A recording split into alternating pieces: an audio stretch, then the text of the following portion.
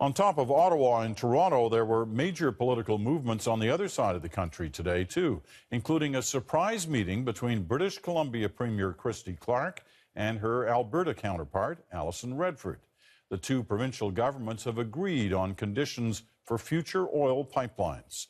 Chris Brown has more on this story. Well, hello, everybody. Hi, everyone. Thanks for coming.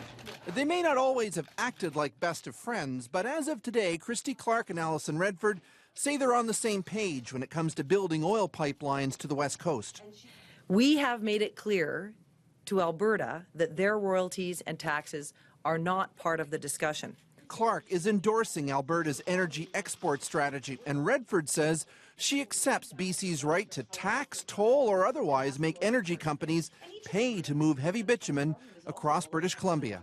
And that doesn't mean that we snap our fingers overnight and it's done, but we're making good progress all the way along. For a long time, the chances that pipelines by Enbridge or Kinder Morgan would ever be constructed through BC seemed remote. But the dynamics might be changing.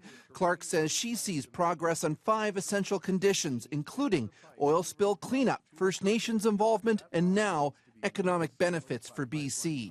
I got elected on a platform of economic development, and people voted for me with a very clear mandate to develop our resource sector in British Columbia. That is what I am doing. Critics immediately accused the BC Premier of a flip-flop. I don't hear anything that would change the likelihood of a spill, the dangers from diluted bitumen, the concerns around climate change, the concerns of First Nations.